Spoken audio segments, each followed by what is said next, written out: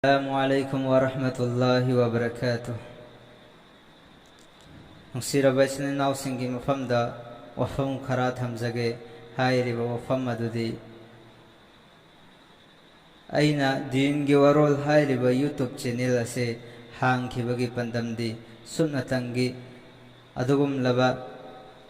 Islamgi matangda khangdaba dingi matangda khangdaba mas'ala masailgi matangda khangdaba adugum laba aran balambida satliba miyoy sing adubo asum balambida satnaba amasung khangda haitaba kaya adubo khanghananabagi damakta hairiba dingi warol hairiba YouTube channel ase aina hangjakiban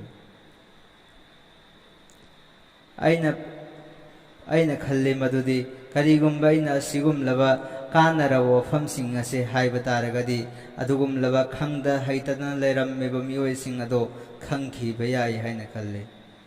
aigi pandamsu asimakni adugum laba khangdaba haitaba makoi sing adubo khanghanba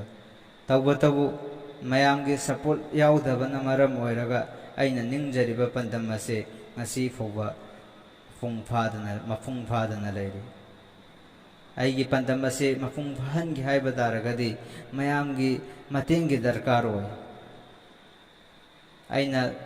jo afaba matangda natragana bayanat ke matangda thagalakpa video sing ado mayamna su yengbiraga atopa adugum laba khangda haitaba leire makoi sing aduda su yohanbi badaragadi adom dasu suksoi soidana makoina video adu yenglaga amal tawkhiba taraba adom dasu sawa phangani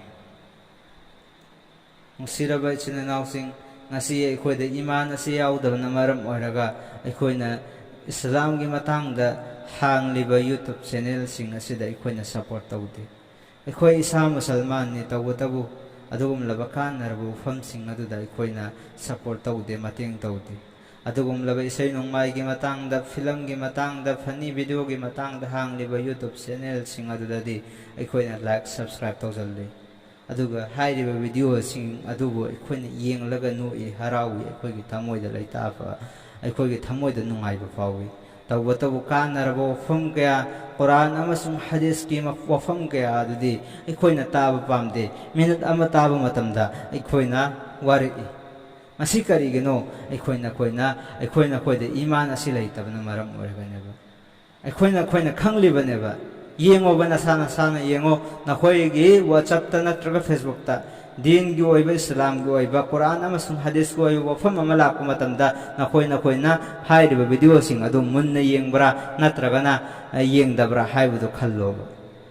ayamba mioi kaya video Islam gi oiba video sing adu yengde skip toktholaga atopa isaigi natraga na adungol gumlaba gerkom sing herako wafam kaya adudi aikoina munna tara ko asida hanjalleba tawbatabu Quran amasung hadith ki wafam kaya adudi aikoina ignore tawi aikoina nathairaga salli masi aikoida iman ase mafung phadabna maram oiraga aikoina hairiba thabak ase tawribaneba karigumba aikoina iman yawba taraba adoiba taragadi Islam gi leiriba YouTube channel sing asidasu aikoina mateng tawfam thoi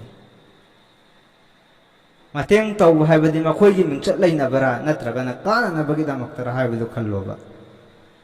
karigumba aikoina makoida support tawba taragadi makoina kanaraba aikoina pansida tadriba aikoina pansida su khangdriba masala kaya amarong khangba ngamlakkaneba ngasi aikoina adugum laba alim ulama singdagi lapna leigre aikoina adugum laba alim ulama sing adugi manakta challaga masala masail ama hangbagi aikoida pangal yawde aikoida ikaibu fawi adubu ngasi digital gi matam asida adugum laba ulama kaya sing aduna hangmada ikairiba miyoy sing adugi damakta YouTube ta natragana WhatsApp channel WhatsApp group ta natragana Telegram channel kaya da din gi oiba masala masail gi hangnana ba mauka loina piyeba tawbutabu aikoina hangde hairiba sidagasa aikoina lakna leiyeba masi yamna fattaba thaba amakhaktani siraba isna nawsing aroibada aina haningliba sidi bandana ningjariba pandam asidi aigi mingsakki natragana view yamba natragana subscribe yamba asinatte अतोप मियोई क्या क्या अदुदा आइगी video असी योहल्लगा मखोइसिंग अदुसु video असिगी जरियादगी अतुगुमलबा असुंबा लंबी अदुदा चहनबदुनेबा पामलिसि होय YouTube ता view यावदबा तारबा अदोइबा तारगदि अतोप मियोइसिंगदा रिकमेंडेड तौदेबा अदुनने अइना ngसाइदगी हाइजरिबा मयामगे सपोर्ट यावदबा तारबा अदोइबा तारगदि अइना मियोइ खुदिमक्ता योहनिंगिबा अदो योहनबा ngamloiba अदुना अइना हाइनिंगलिबदि अरोइबदा अइना हाइनिंगलिबदि अइना हांगजरिबा चैनल असिबुसु मयामना सपोर्ट तौरगा अतोप मियोइसिंगदसु अइगी वीडियो असिबु योहल्लगा मखोइसिंग अदुदसु काना खिननबा अमसुंग अइना निंगजरिबा पंदम अदुबुसु माइ पाकनबा अदोमनसु मतेंग तौबियो सपोर्ट तौबियो अदोइबा तारगदि अइना नखोइ मयामना खंगदबो फम क्या क्या अदो हाइरक्पा ngamgaनेबा करीगुम्बा नखोइना करीगुम्बा अमा खंगदबा तारगसु हंगलक्पा मतमदा कमेंट हंगलक्पा मतमदा करीगुम्बा अमफु अकाइबा लैते हंगबिरओ अइना खंगबा मखैदि लोइन हाइजगनि करीगुम्बा खंगदबा तारे अइगोंदगी हेना खंगबा मियोइ क्या क्या दा हंगलगा हाइरिबा वहंगसिंग अदुगी पाखुमसिंग अदो पिजरकनि अदुगा वफम अमना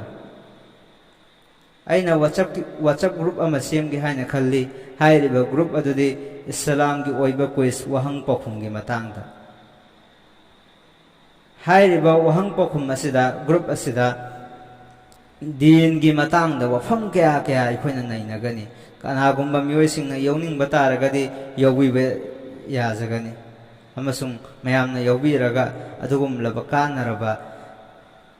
थबकसिंग अफबा अमलसिंग अदुदा अखोइना मायोनसन बियु हाइना हाइजरी अमसुंग वीडियो असी मतंग असिदा लोइसनजरगे मयामना हाइखिबा अइना हाइखिबा अदुदा हेंजनखिबा सोइखिबा क्या यावबा तारगसु मयामना ngakpiyu assalamu alaikum warahmatullahi wabarakatuh